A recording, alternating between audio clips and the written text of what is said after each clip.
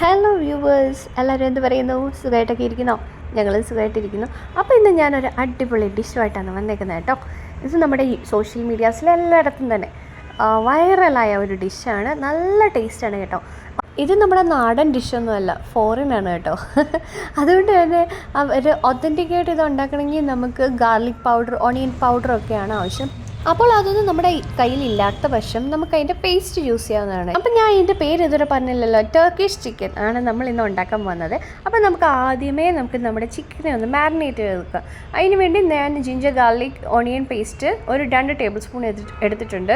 പിന്നെ chilli powder ഒരു 1.5 table spoon, പിന്നെ നമ്മുടെ ജീരകപ്പൊടി 1 table spoon, garam masala 1 teaspoon, oregano 1.5 teaspoon, പിന്നെ നമുക്ക് ആവശ്യമായിട്ട് ഒരു 3 ടേബിൾ സ്പൂൺ തൈരോട് ആവശ്യമുണ്ട്. പിന്നെ ആവശ്യത്തിനുള്ള ഉപ്പൂടെ ചേർത്ത് നമുക്ക് ഇവനെ ഒന്ന് മാരിനേറ്റ് ചെയ്ത് വെക്കാം. മാരിനേറ്റ് ചെയ്ത് കഴിഞ്ഞ് ഞാനൊരു 1 hour റെസ്റ്റ് ചെയ്യാൻ വെച്ചിട്ടുണ്ടായിരുന്നു കേട്ടോ.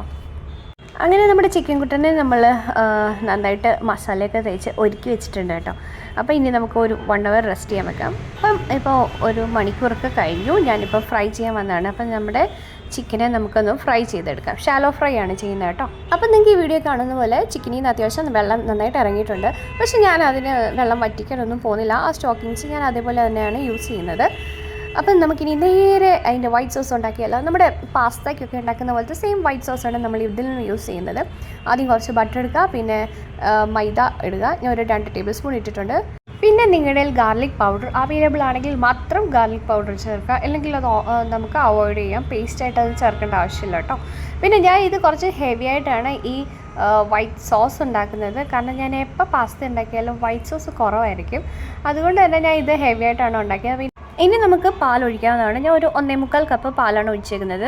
250 ml കപ്പിനാണ് ഒഴിച്ചത്. അപ്പം ലംസ് ഒന്നും വരാത്ത പോലെ നമ്മളിത് ഇളക്കിക്കൊണ്ടേ ഇരിക്കുക. അപ്പം നമ്മുടെ പാൽ കുറുകി വരും. നന്നായിട്ട് കുറുകി വരുന്ന സമയത്ത് ഇതിലേക്ക് നമുക്ക് പെപ്പർ പൗഡർ, ഒറിഗാനോ, പിന്നെ ഞാൻ കുറച്ച് ഗരം മസാലയും കൂടെ ചേർക്കുന്നത് കുറച്ചേ ഉള്ളൂ കേട്ടോ.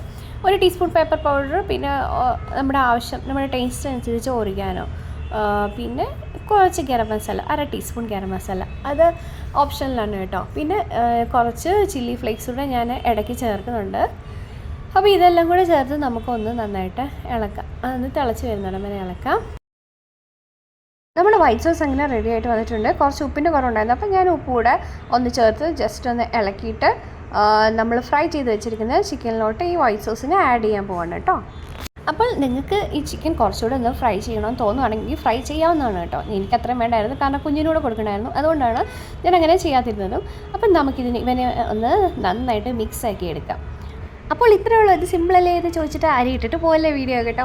ഇനിയുണ്ട് നമ്മൾക്ക് ബാക്കി കാര്യങ്ങൾ കുറച്ചുകൂടെ ചെയ്യാനുണ്ട് കേട്ടോ. അധികമൊന്നുമില്ല, കുറച്ച് മാത്രം. അപ്പോൾ ഞാൻ ഇവനെ നന്നായിട്ടൊന്ന് മിക്സ് ആക്കി എടുത്തിട്ടുണ്ട്. ഇനി നമ്മുടെ മെയിൻ ഐറ്റമായ ചീസ്, മോസറല്ല ചീസാണ് നമുക്കിതിന് ആവശ്യമായിട്ടുള്ളത് കേട്ടോ. അത് നമുക്ക് ഇതിലൊന്ന് സ്പ്രെഡ് ചെയ്ത് കൊടുക്കാം. എന്നിട്ട് നമ്മുടെ ചിക്കൻ കുട്ടനെ നമുക്ക് ഒന്നുകൂടെ ഒന്ന് തിളപ്പിക്കാവുന്നതാണ്. കാരണം നമ്മുടെ ചീസൊക്കെ ഒന്ന് മെൽറ്റായി വരണമല്ലോ. അപ്പം നമുക്ക് ഒന്നുകൂടെ ഒന്ന് തിളപ്പിച്ചെടുക്കാം അതിനെ. അപ്പോൾ കണ്ടില്ലേ, നമ്മുടെ ചീസ് ഒന്ന് മെൽറ്റായി വരുന്നുണ്ട്. എനിക്ക് തോന്നുന്നു എനിക്ക് ആ ചിക്കൻ്റെ സ്റ്റോക്കിങ്സ് കൂടെ ഉണ്ടായിരുന്നുകൊണ്ടാണെന്ന് തോന്നുന്നു. നല്ല ടേസ്റ്റ് ആയിരുന്നു കേട്ടോ. ചെറിയ എരിവ് മുന്നിലായിരുന്നെങ്കിൽ പോലും എൻ്റെ കുഞ്ഞത് കഴിച്ചു. സാധാരണ ചിക്കൻ കറി ഒന്നും ഇവിടെ ഉണ്ടാക്കിയ കുഞ്ഞ് കഴിക്കാറേ ഇല്ല. ഇതെന്താണെന്നറിയില്ല, കുഞ്ഞ് കഴിക്കുകയും ചെയ്യും. ഈ ഒരു ഡിഷ് നമുക്ക് ചപ്പാത്തി, നാൻ, ബ്രെഡ് ഇതിൻ്റെ കൂടെ ഒക്കെ സൈഡ് ഡിഷായിട്ട് നമുക്ക് യൂസ് ചെയ്യാവുന്നതാണ് കേട്ടോ. ഈ ഒരു ഡിഷ് നിങ്ങൾ ഇതൊരു ട്രൈ ചെയ്തിട്ടില്ലെങ്കിൽ മസ്റ്റായിട്ട് ട്രൈ ചെയ്യണം കേട്ടോ. സൂപ്പറാണ്, സൂപ്പർ ക്രീമിയാണ്. അപ്പോൾ ഞാൻ ഇതൊന്ന് കഴിച്ച് നോക്കട്ടെ കേട്ടോ. എപ്പോഴും ഉണ്ടാക്കിയില്ലെങ്കിലും വല്ലപ്പോഴും ഒരു ചേഞ്ച് ആവാമല്ലോ അല്ലേ, ചേഞ്ച് ആരാ ആഗ്രഹിക്കാത്തത്. അപ്പം നിങ്ങൾ വേഗം പോയി ഉണ്ടാക്കിക്കോളൂ. അപ്പം ഞാൻ പോവാണ്. അപ്പം ഈ വീഡിയോ ഇഷ്ടമായെങ്കിൽ നിങ്ങൾ ലൈക്ക് ചെയ്യൂ, സബ്സ്ക്രൈബ് ചെയ്ത് സപ്പോർട്ട് ചെയ്യൂ. Thank you for watching. By.